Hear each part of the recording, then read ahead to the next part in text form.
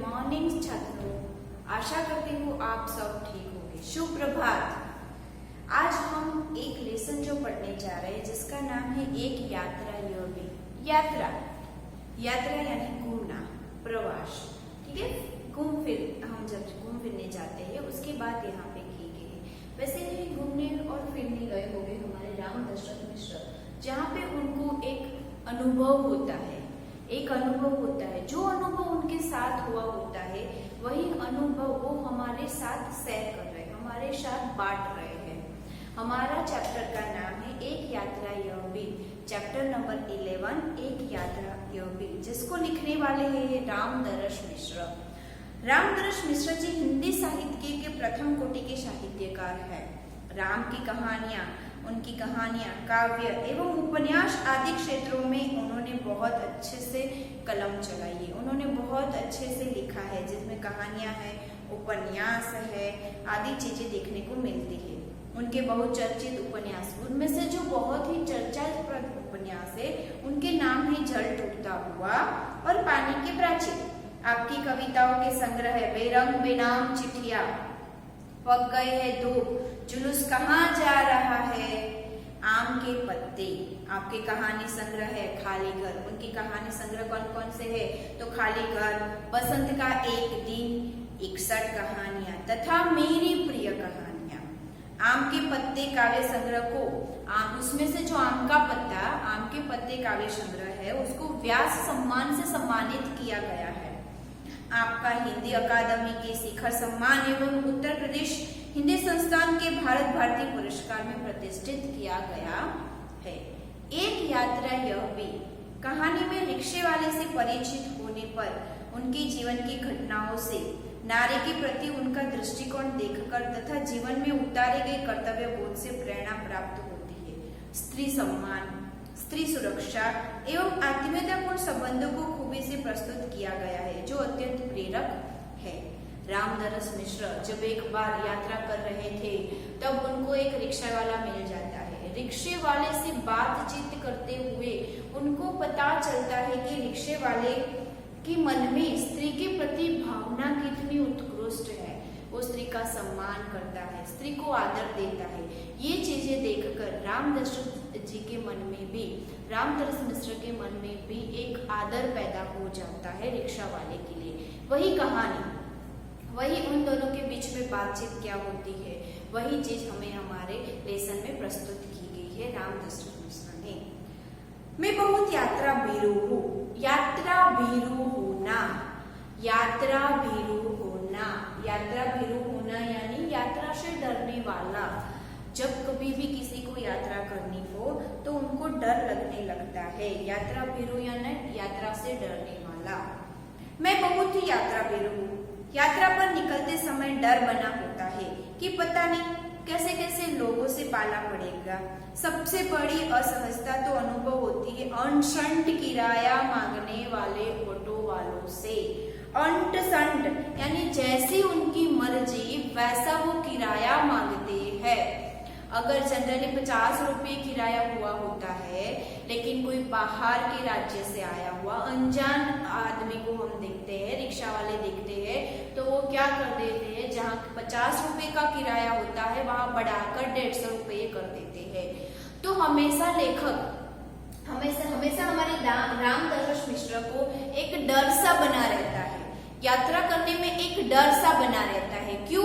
क्योंकि जब कभी भी देखो अलग अलग लोगों से उनका पाला पड़ता है, और उसमें भी ऑटो वाले पता नहीं कितना दाम मांग लेते हैं, पता नहीं कितना किराया ऑटो का वो मांग लेते हैं। इन चीजों से उनको बहुत डर लगता है। नए शहर में कैसे कैसे लोग मिलेंगे यह चिंता भी बनी होती है। अब नया शहर है, नया माहौल है, उनको नहीं पता होता है कि यहाँ पे कौन कौन से लोग मिलेंगे, कैसे कैसे लोग मिलेंगे, अच्छे मिलेंगे, बुरे मिलेंगे, उनके साथ क्या हादसा हो सकता है वो उनको मालूम होता नहीं है। इन सारी चीजों से रामदरस मिश्र हमेशा डरते रहते हैं। तो इस बार एक डॉक्टर से मिलने के लिए ग्वालियर जाना पड़ा। अब उनको एक डॉक्टर की अपॉइंटमेंट है तो वहां पे मिलने के लिए उनको ग्वालियर जाना था। पत्नी साथ थी।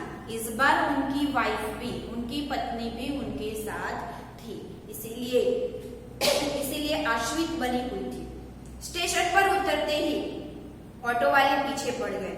अब देखो, आप कहीं पे भी जाते हो, या तो आप ट्रेन से सफर कर रहे हो, तो जैसे ही आप रेलवे स्टेशन से बाहर निकलते हो, ऑटो वाले आपके पीछे पड़ जाते हैं, बाबूजी बैठ जाइए, बाबूजी बैठ जाइए, आप मेरी ऑटो में बैठ जाइए, हम आपको छोड़ देंगे। अगर आप एयरपोर्ट से बाहर निकलते हो तो टैक्सी वाले परेशान कर देते हैं कि आप हमारी टैक्सी में बैठ जाइए, हमारी टैक्सी में बैठ जाइए। इसी तरह से हमारे रामदशरथ मिश्र को भी यही अनुभव हुआ। जैसे ही वो रेलवे स्टेशन से बाहर आए, रिक्शा वाले, ऑटो वाले उनके पीछे ही पड़ गए कि हमारी ऑटो में बैठ जाइए, हमारी ऑटो में बैठ जाइए। इस बार तो उनकी पत्नी भी उनके साथ थी। वो हम चुप आगे आगे बढ़ते रहे, चुपचाप वो आगे बढ़ते रहे। एक नवयुवक ऑटो वाला साथ लग गया। अब देखो, वो तो आगे बढ़े ही जा रहे थे, बोल ही नहीं रहे थे कुछ, वो आगे बढ़ते ही जा रहे थे, बढ़ते ही जा रहे थे। उनमें उनको एक नवयुवक 22-25 साल का एक युवक है, वो उनके पीछे पड़ जाता है। हम कुछ बोले बिना आगे बढ़ते रहे कि उनकी आवाज आई, बाबूजी अब आखिर कहीं ही तो जाएंगे ना, ऑटो तो करेंगे ही, तो फिर मेरी ऑटो में क्यों नहीं, तो फिर मेरी ऑटो में क्यों नहीं। उसकी जिद और आवाज में कुछ ऐसा आकर्षण महसूस हुआ कि मैंने स्वीकृति दे दी। देखिए, अब एक नवयुवक है, 20-25 साल का लड़का है, वो उनके पीछे पड़ जाते हैं कि बाबूजी देखो, आप पैदल तो जाने वाले हो नहीं, जहाँ पे भी आप जाओगे ऑटो तो लेने वाले हो, ऑटो में तो बैठने ही वाले, तो फिर मेरे ऑटो में क्यों नहीं बैठ रहे हो आप। इसकी आवाज सुनकर इनकी आवाज में एक आकर्षण सा था, एक अच्छापन लगा, इसीलिए हमारे रामदशरथ मिश्र ने वो ऑटो ले ली और उस ऑटो में वो बैठ गए। वह प्रेम भरी बातें करता रहा और हमें डॉक्टर के यहाँ पहुंचा दिया। अब देखो, वो अच्छी बातें कर रहा था ऑटो वाला, और रामदशरथ मिश्र को उन्होंने डॉक्टर के यहाँ पे पहुंचा दिया। उनके द्वारा बिताई वांछित पैसे देकर डॉक्टर के घर की कॉल बेल बजाई। अब जितना ऑटो वालों ने बोला, वो लड़के ने बोला, नवयुवक ने, उतने लेखक जी ने पैसे दे दिए और फिर डॉक्टर के वहां पे जाके डोर बेल बजाते हैं। ज्ञात हुआ कि डॉक्टर ने क्लिनिक की जगह ही बदल दी है। अब उनको तो मालूम नहीं था कि डॉक्टर यहाँ पे है या नहीं है। वो वहां पे जाते हैं और डोर बेल बजाते हैं। वहां जाके पता चलता है कि डॉक्टर का जो एड्रेस होता है वो चेंज हो चुका होता है। उन्होंने अपनी क्लिनिक बदल दी है, उन्होंने अपना अस्पताल बदल दी है। ऑटो वाला बिना हमारे कहे हमारे इंतजार कर रहा था, हमें नई जगह पर पहुंचा दिया। मैंने पूछा कितने पैसे दे दूं। अब ऑटो वालों को हमारे लेखक जी ने नहीं बोला था कि आप यहाँ पे ठहरना, हम डॉक्टर के पास जाकर वापस आते हैं, फिर भी वो वहीं पे ही खड़ा था। जैसे ही लेखक जी वापस आते हैं, ऑटो वाला वहां पे उनका इंतजार कर रहा होता है। वो उसी ऑटो में बैठ जाते हैं, जो नया अस्पताल का एड्रेस था वहीं पे वो पहुंच जाते हैं। वहां जाके लेखक जी बोलते हैं कि आपका कितना पैसा हुआ, बताइए आपका कितना किराया हुआ। बाबूजी, जो इच्छा हो दे दीजिए। वैसे डॉक्टर के घर से यहाँ तक का किराया तो अतिरिक्त हो गया ना। देखिए, आपको जितना देना है आपकी मर्जी हो दे दीजिए। वैसे डॉक्टर के घर से यहाँ का जो किराया है वो तो ऑलरेडी मेरे को मिल गया है, इसलिए अब चलेगा, आपको जितना देना है दे दीजिए। वह कुछ बोला नहीं। हम डॉक्टर के पास चले गए। घंटा भर बाद निकले तो देखा वो वहीं का वहीं खड़ा था। अब हमें महसूस होने लगा कि यह ऑटो वाला कुछ और है। वो हमारे भीतर घर कर गया। होटल पर छोड़कर उसने पूछा, फिर कब आओ। देखो, ऑटो वाला था, बाबूजी अब कहाँ जाओगे। जब ऐसा ऑटो वाला पूछता है, ऑटो वाले के ऑटो में बैठ जाते हैं। लेखक जी डॉक्टर के वहां पे जाते हैं। वहां जाके पता चलता है कि डॉक्टर ने अपना अस्पताल का एड्रेस बदल दिया है। वहां पे वो ऑटो वाला ले जाता है, वहां पे उनको उतारता है और फिर जब लेखक जी अपना उसका किराया देने लगते हैं तो बोलता है, आपकी जितनी मर्जी हो उतना दे दीजिए, चलेगा। वैसे आपने ऑलरेडी मेरे को किराया एक बार दे चुके हैं, फिर भी चलेगा। जैसे ही वो डॉक्टर के वहां पे जाने लगते तो बोलता है, वो क्या बोलता है, बाबूजी इसके बाद आप कहाँ जाएंगे, इसके बाद आप कहाँ जाएंगे। अब ऑटो वाले की बात सुनकर उन्होंने बोला कि भाई देखो, ये तो अस्पताल है, यहाँ पे हमें समय भी तो लग सकता है ना। अस्पताल का कोई तय नहीं होता कि इतने टाइम में हमारा काम खत्म हो जाएगा, इसीलिए आप जाइए, हमें यहाँ पे समय लग सकता है। ऐसा बोलकर लेखक जी तो डॉक्टर के पास चले गए, लेकिन वो जो रिक्शा वाला था, जो ऑटो वाला था, वो वहीं के वहीं नवयुवक खड़ा रहता है। जब घंटा भर बाद में लेखक जी आते हैं तो देखते हैं कि वो रिक्शा वाला वहीं के वहीं खड़ा है। अब लेखक जी के मन में ऐसा हुआ कि नहीं, इस ऑटो वाले के अंदर कुछ तो बात है, कुछ आत्मीयता है, वो प्रेम भरी बातें करता है, अच्छी अच्छी बातें करता है।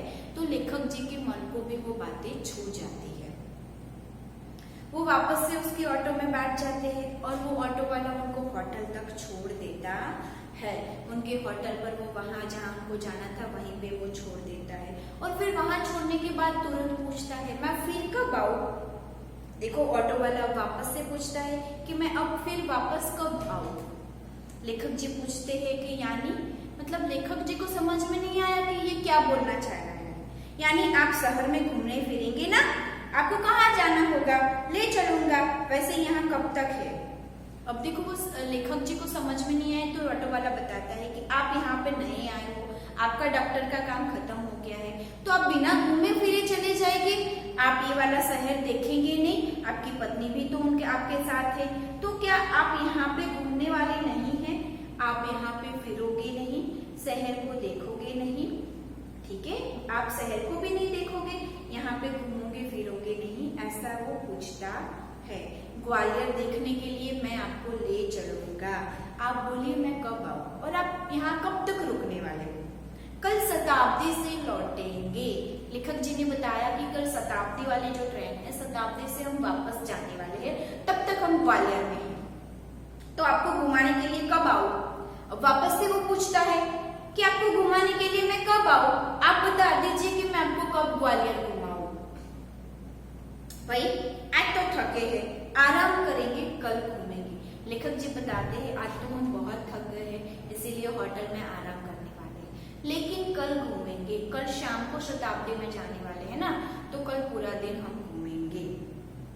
ठीक है बापूजी, यह मेरा मोबाइल नंबर है, मुझे फोन करके बुला लीजिएगा। देखो, ऑटो वाला कितना मतलब आत्मीयता से बोलता है कि ये मेरा नंबर है, आपको जब भी ऐसा लगे आप मुझे कल बुला लीजिएगा, मैं आऊंगा आपको घुमाने के लिए। अरे तुमने अपना नाम तो बताया नहीं, अब लेखक जी बोलते, अब लेखक जी वो एक आत्मीयता सा बंध गई है, तो वो बोलते हैं कि भाई तूने अपना नाम तो बताया ही नहीं है। तो वो लड़का बोलता है मेरा नाम है मोहन, मेरा नाम है मोहन। मोहन बहुत अच्छा नाम है, वैसे श्री कृष्ण भगवान का एक नाम भी है मोहन। दूसरे दिन घूमने का कार्य शुरू हो गया। वह बहुत प्रेम से एक बाद के एक बात स्थान दिखाता गया। मुझे बाबूजी और पत्नी जी को अम्मा नाम से संबोधित करता रहा। घूम घुमाकर होटल पर लौटे तो चाय पीने के लिए उसे भी कमरे में बुला लिया। वह बहुत संकोच के साथ आया। चाय पान के साथ हमारी पारिवारिक वार्ता शुरू हो गई। पत्नी ने पूछा, बेटे तुम ग्वालियर के ही हो? देखो, दूसरे दिन लेखक जी ने उसको बुला लिया। वो अपनी ऑटो में लेखक जी को और उनकी पत्नी जी को सारे शहर, सारे ग्वालियर में घुमाता है, जहाँ पे घूमने लायक जगह होती है वहीं पे। फिर शाम हो जाती है, शाम के टाइम में वापस से उनको उनके होटल वो छोड़ देता है। जब वो होटल छोड़ता है तब लेखक जी बोलते हैं कि भाई अब आप यहाँ तक आए हो तो चलो हमारे साथ चाय पी लीजिए, चाय और नाश्ता कर लीजिए। ऑटो वाले को थोड़ा सा मन में संकोच होता है, उसे थोड़ी सी गिल्टी फील होना, ऐसा लगता है कि मैं कैसे इनके साथ कमरे में जाके चाय पीऊं, लेकिन फिर भी लेखक के बोलने पर, लेखक जी के बोलने पर वो वहां पे जाता है, उनके साथ चाय पानी करता है। उसी बातचीत में पत्नी जी उनको पूछ लेती है, लेखक की पत्नी जी उनको पूछ लेती है कि बेटा तुम ग्वालियर के ही हो? अब देखो, लेखक जी की पत्नी को वो अम्मा कह के बुलाता था और लेखक जी को बाबूजी कह के बुलाता था। नहीं अम्मा, मैं मूलतः आगरा का हूँ, यहाँ आना पड़ गया। वो लड़का, वो नवयुवक लड़का आगरा का था, ग्वालियर का नहीं था, लेकिन उसको वहां से यहाँ आना पड़ा काम के सिलसिले में। हमें लगा कि वह कहते कहते कुछ भर आया। जब ये बोल रहा था ना कि नहीं मैं ग्वालियर का नहीं हूँ, मैं आगरा का हूँ, तो उसका मन भर आता है। जब कभी भी आप अगर दुखी होते हो और वही बात कोई छेड़ देता है तो हमारा भी मन भर आता है, आंखों में पानी आ जाता है। वैसे ही इस लड़के के साथ भी होता है, यही चीज इस लड़के के साथ होती है, इसलिए चुप रहे। लेकिन वह स्वयं बोलने लगा। उनको लगा कि लड़का मतलब बहुत इमोशनल हो गया है, बहुत भावुक हो गया है, इसलिए लेखक जी और उनकी पत्नी चुप रहे। लेकिन वो लड़का वापस से सामने से कुछ बोलने लगा।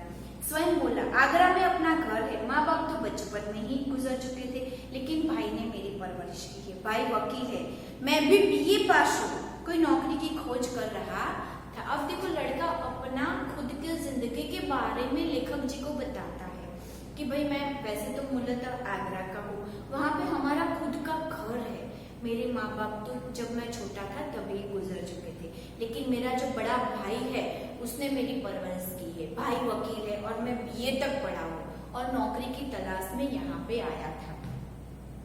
एक चुप्पी सी छा गई।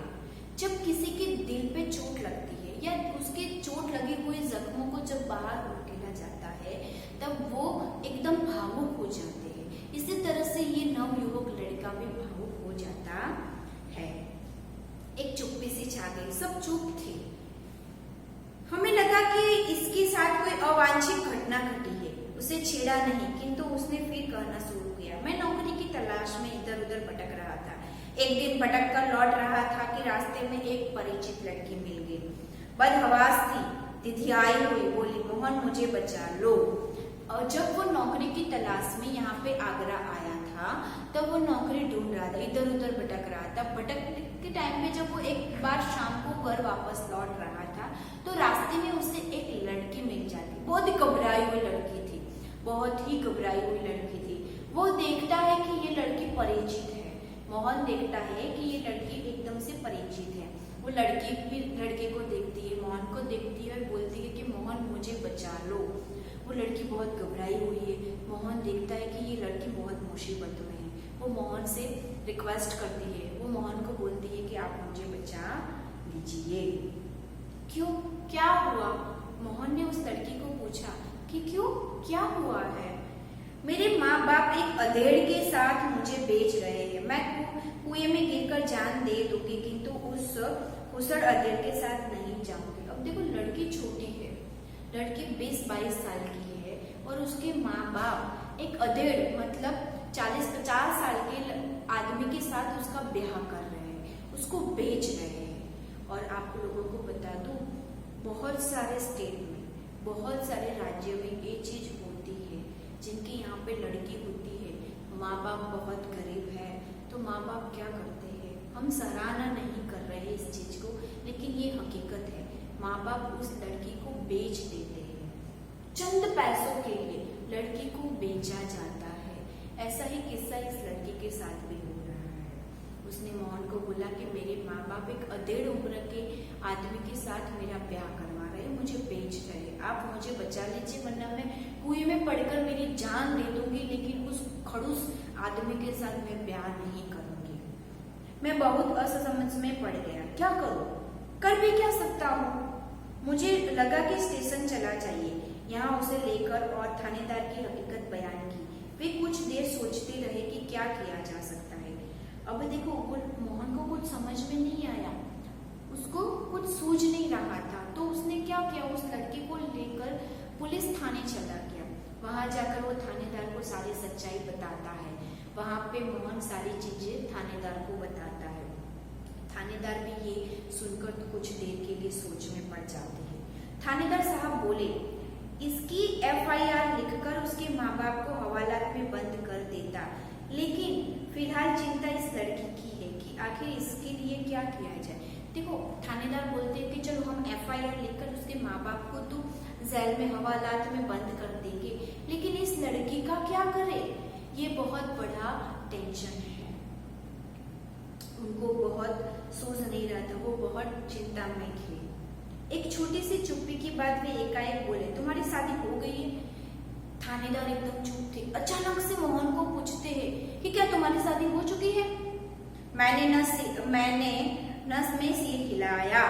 वो बोले, तुम इससे शादी क्यों नहीं कर लेते? मोहन को जब थानेदार ने पूछा कि तुम्हारी शादी हो चुकी है, मोहन ने बोला नहीं। तो थानेदार ने बोला, तो एक काम करो, तुम उसी के साथ शादी कर लो, तुम उसी के साथ शादी कर लो। मैं तो इस आकस्मिक प्रस्ताव से चकरा गया, किंतु कुछ पल बाद लगा कि इसमें बुराई क्या है। मैंने कहा, सर इससे तो पूछ लीजिए। देखो मोहन कि सामने एक प्रस्ताव अचानक से रख गया। अभी मोहन के पास नौकरी नहीं है और सामने से वो थानेदार बोलते हैं कि आप इससे शादी कर लीजिए। अब मोहन बहुत एकदम से चकित हो गया। फिर मोहन पूछता है ठीक है, इसमें कोई बुरी बात नहीं है, ठीक है, लेकिन आप पहले इस लड़की को तो पूछ लीजिए कि वो मेरे साथ शादी करना चाहती है या नहीं है। थानेदार ने उससे पूछा तो उसने स्वीकृति सूचक सिर हिला दिया, उसने हाँ बोल दी। लेकिन क्या मोहन बाबूजी, लेकिन यह भी भाभी बहन की, अब मेरी जो भाभी है वो अपनी बहन की शादी करना चाहती है, क्या तय हो चुकी है? नहीं। अब मोहन बोलता है कि लेकिन थानेदार जी एक प्रॉब्लम है, मेरी जो भाभी है उसकी जो बहन है उसके साथ वो मेरी शादी करवाना चाहती है। तो थानेदार जी पूछते हैं क्या वो सब कुछ तय हो चुका है? नहीं। तो फिर बाबूजी मैंने सोचा भाभी जी की बहन से तो कोई भी अच्छा आदमी शादी कर लेगा, वहाँ कोई संकट नहीं है, लेकिन इस लड़की की जिंदगी खतरे में है। लड़की सुंदर भी है, परिचित भी है और सबसे अहम बात यह है कि वह संकट में है। इसके विवाद करना प्रीतिकर भी होगा और मानवीय भी होगा। लेकिन वापस से लेकिन आया। मोहन बोलता है कि देखो बाबूजी, थानेदार को बोलता है मुझे कोई प्रॉब्लम नहीं है, मेरी भाभी की जो बहन है उसके साथ तो कोई अच्छा आदमी शादी कर लेगा, उसके वहां पे कोई संकट नहीं है, कोई प्रॉब्लम नहीं है। मैं इस लड़की के साथ शादी करने के लिए, विवाह करने के लिए तैयार हूँ, क्योंकि ये लड़की संकट में भी है और ये लड़की परिचित भी है, तो मुझे कोई प्रॉब्लम नहीं है। लेकिन फिर वापस से थानेदार बोले फिर लेकिन हाँ, अब एक समस्या ये है। अब समस्या यह है कि विवाह एकदम तो न हो जाएगा। यदि लड़की घर गई तो फिर वही बेच दी जाने का संकट, मैं साथ ले जाऊं तो भैया भाभी तो नाराज होंगे ही, इसके माँ बाप मेरे ऊपर लड़की भगाने का केस कर देंगे। जब मैंने थानेदार के सामने ये समस्या रखी तो वे बोले कुछ दिन के लिए इसे नारी निकेतन में रखवा देता हूँ, लड़की से माँ बाप के खिलाफ शिकायत लिखवा कर रख लेता हूँ। अब देखो मोहन को ये टेंशन होने लगा कि भाई मैं लड़की के साथ शादी करने के लिए रेडी हूँ, लेकिन शादी करने के बाद अगर मैं घर ले गया तो भाई भाभी तो इसको रखने वाले नहीं है, ऊपर से लड़की के माँ बाप लड़की को भगाने का जुल्म भी मेरे पे डाल देंगे, तुरंत तो शादी हो नहीं सकती है, तो मैं क्या करूँ?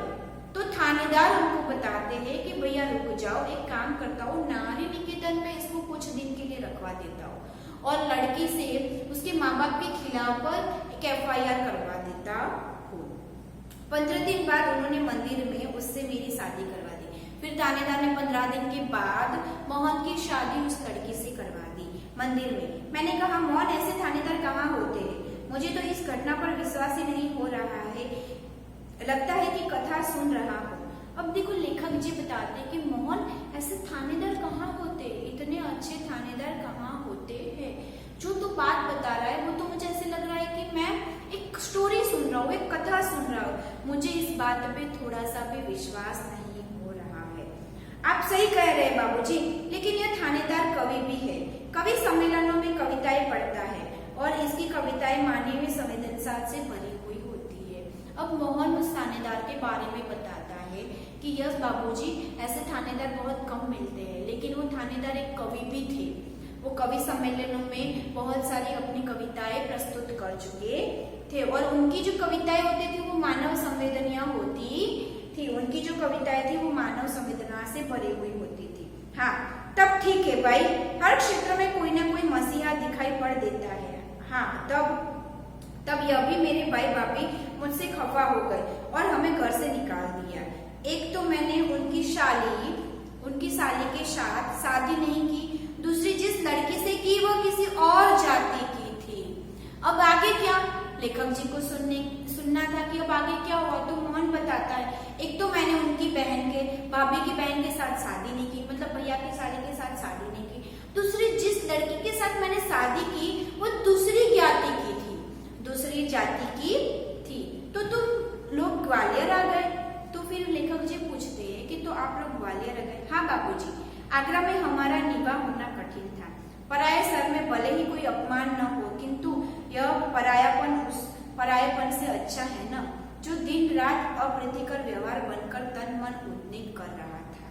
अब देखो मोहन अपने मन की बात बताता है कि ये पराया शहर है, यहाँ पे हमें कोई जानते नहीं है, इसलिए अगर कोई अपमान कर देता है या अपनापन भी बताता है तो वो अच्छा लगता है।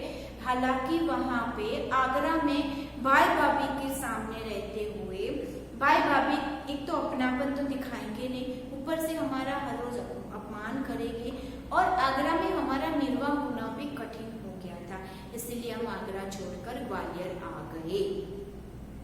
हाँ, सही कह रहे हो बाबूजी बताते। तो यहाँ कोई नौकरी तो रखी नहीं थी, बस क्या बोलते हैं कि यहाँ पे कोई नौकरी तो थी नहीं, बस ऑटो का दामन थाम लिया और उसी के सहारे चल रहा हूँ। वास्तव में तुम बहुत बड़े हो महान। बड़े बड़े लोग तो नारी हित में बड़े बड़े लेक्चर दे देते हैं, लोग कविताएं लिखते रहते किंतु अपने व्यवहार में नहीं उतारते, लेकिन तुमने तो बहुत सहज भाव से एक लड़के को दुर्दशाग्रस्त होने से बचा लिया और अपने जीवन में साथ उसे सम्मान पूर्वक लगा दिया। अब मोहन बताता है यहाँ पे ऐसे तुरंत तो कोई नौकरी मिलने वाली थी नहीं, इसलिए मैंने ऑटो का दामन थाम लिया और ऑटो चलाना चालू कर दिया और अपना निर्वाह ऑटो से कर रहा हूँ, रिक्शा से कर रहा हूँ, ऑटो से कर रहा हूँ। तो बाबूजी बताते हैं, लेखक जी बताते हैं कि बहुत अच्छी बात है मोहन, लोग नारी के हित में, स्त्री के सम्मान के हित में, स्त्री की रक्षा के हित में बहुत अच्छे अच्छे लेक्चर्स दे जाते हैं, लेकिन कुछ करते नहीं है। जबकि तुमने तो अपने जीवन में दुर्दशाग्रस्त नारी को रखा है, सम्मान भी दिया है और प्यार भाव से उसको रख भी रहे हो। बाबूजी, इस कार्य से मुझे भी बहुत संतोष मिला। मैंने तो एक बार उसका उद्धार किया, किंतु वह तो प्रायः मुझे संकटों से उबारती रहती। अब देखो, मोहन अपनी वाइफ के बारे में, मोहन अपनी पत्नी के बारे में बताता है कि बाबूजी मैंने तो एक बार उसका दामन थाम लिया, मैंने उससे शादी की और उसको एक बहुत बुरी घटना से बचा लिया, लेकिन वो तो हर रोज मेरा उद्धार करती है। मैं कुछ चंद पैसे ले जाता हूँ तो उसी में भी वो हमारा निर्वाह कर देती है, हमारा गुजारा हो जाता है। वो कभी कोई चीज का हमें फरियाद करती नहीं है, वो तो मुझे हर रोज संकट से उबारती रहती है। मोहन की यह कहानी हम पर छा गई और हम हमारे मन में कितना बड़ा हो गया। अब मोहन की ये कहानी सुनकर बाबूजी को और अम्मा जी को उनके प्रति बहुत प्यार उमड़ आया और सम्मान भी होने लगा। गाड़ी का समय हो रहा था, मोहन हमें लेकर स्टेशन आ गया। उसे मैं 500 रुपए का नोट देने लगा, वह बोला रहने दीजिए बाबूजी। अब उनके ट्रेन का शताब्दी का समय हो चुका था, इसलिए मोहन होटल से लेकर उनको रेलवे स्टेशन तक छोड़ने आता है। बाबूजी स्टेशन पर उतरकर उसको 500 रुपये देते हैं, तो मोहन बोलता है रहने दीजिए बाबूजी, मुझे ये पैसे नहीं चाहिए। अरे यह तुम्हारा पारिश्रमिक है, कोई दान थोड़ी ना दे रहा हूँ। लेखक जी बताते हैं कि मैं तेरे को दान नहीं दे रहा हूँ, जो तूने मुझे ऑटो में घुमाया, तू मुझे यहाँ तक ले आया, तू तेरे मेहनत की कमाई दे रहा हूँ, मैं तेरे पे उपकार तो कर नहीं रहा हूँ, तुझे दान भी नहीं दे रहा हूँ। बाबूजी मैंने माँ बाप का प्यार नहीं पाया, कल से ही लग रहा कि मुझे माँ बाप मिल गए। इस सुख के आगे पैसे का कोई कुछ भी मोल नहीं है, पैसा तो और लोगों से भी कमा लूंगा। देखो मोहन जो बोल रहा है उसके वाक्य में एक आत्मीयता सी लगने लगी थी। लेखक जी को बोलता है कि लेखक जी देखिए बाबूजी, मैंने कभी माँ बाप को नहीं देखा है, मैंने उनके प्यार को कभी पाया नहीं है, लेकिन कल से मुझे लग रहा है जैसे मुझे माँ और बाप दोनों मिल गए, दोनों का प्यार मिल गया है, इसीलिए आपके प्यार के आगे पैसे का कोई मोल नहीं है और पैसे तो मैं दूसरे मुसाफिरों से कमा लूंगा, आप रहने दीजिए। बेटी, लेकिन मेरी भी तो सोचो, मैं बेटी का शोषण कैसे कर सकता हूँ। अब बाबूजी बोलते हैं कि अच्छा तुम्हें ऐसे लग रहा है कि हम माँ बाप की तरह है तो हम अपने बच्चे का शोषण नहीं कर सकते। हमेशा याद रखिए बच्चा कि कभी भी कोई भी माँ बाप अपने बेटे का कभी बुरा नहीं चाहेंगे, चाहे वो लड़की हो या लड़का हो, वो कभी अपने संतानों का बुरा नहीं चाहते हैं। वैसे ही हमारे लेखक जी भी मोहन को अपने बच्चे की तरह मानने लगे थे, तो वो मोहन का बुरा हो ऐसा कभी सोचते नहीं। लेकिन यह तो बहुत है, इतना लूंगा तो आपका शोषण हो जाएगा। यह कहकर वह 500 का नोट लेकर 300 वापस कर देता है। अब देखो मोहन बोलता है ठीक है मैं पैसे तो ले लेता हूँ, लेकिन जितना हुआ है उतना ही लूंगा, आप मुझे 500 दे रहे हैं वो बहुत ज्यादा है। वो 500 की नोट ले लेता है और 300 रुपये उनको वापस कर देता है। बोला मुझे इतना पराया ना कीजिए बाबूजी, हाँ जब भी ग्वालियर आएगा मुझे बुला लीजिएगा, मेरा फोन नंबर तो आपके पास है ही है, देखो मोहन क्या बोलता है कि बाबूजी आप मुझे पराया मत कर दीजिए। अगर आप मुझे पैसे दे रहे हो इसका मतलब आप दूसरी के ऑटो में बैठे होते और उसको पैसे देकर विदा कर देते, वैसा लगता है। आप मुझे पराया मत कर दीजिए और जब भी आप ग्वालियर आए मेरा फोन नंबर आपके पास है, आप मुझे बुला लीजिएगा। लेकिन मेरी एक शर्त है। लेखक जी बताते हैं अब मेरी एक शर्त है। वह क्या है बाबूजी? मोहन पूछता है कि क्या शर्त रखे। देखो लेखक जी उसके पास एक शर्त रखते हैं कि मैं तुझे बुलाऊंगा, जब भी ग्वालियर आऊंगा तुझसे मिलूंगा, तुझे बुलाऊंगा, लेकिन मेरी एक शर्त है। मोहन पूछता है क्या शर्त है? तो ये 500 रुपए चुपचाप तुम्हें लेने ही पड़ेंगे। वो बोलते हैं लेखक जी कि 500 रुपए जब तू रखेगा तो ही जब मैं दोबारा वापस ग्वालियर आऊंगा तो तुझे बुलाऊंगा। उसने 300 रुपए अपनी जेब में रख लिए। जैसे कह रहा हो यह कैसे शर्त आपने रख दी बाबूजी? कुछ क्षण बाद बोला बाबूजी आपका फोन नंबर तो मेरे फोन पर आ ही गया है, कभी कभी फोन करता रहूं क्या? अब देखो अभी भी संकोच कर रहा है मोहन बोलने में, अभी भी उसे संकोच हो रहा है। उसने लेखक जी को और उनकी पत्नी जी को अपने माँ बाप की तरह मान लिया, फिर भी वो बोलता है कि बाबूजी आपका नंबर तो मेरे फोन में आ ही चुका है, तो क्या कभी कभी मैं आपको फोन कर सकता हूँ, आपसे बात कर सकता हूँ? अभी भी वो उससे परवानगी मांग रहा है। हाँ भाई शौक से, मुझे अच्छा लगेगा। लेखक जी बताते हैं कि हाँ मुझे बहुत अच्छा लगेगा अगर तू मुझे फोन करेगा तो, लेकिन आपका नाम तो मैंने पूछा ही नहीं।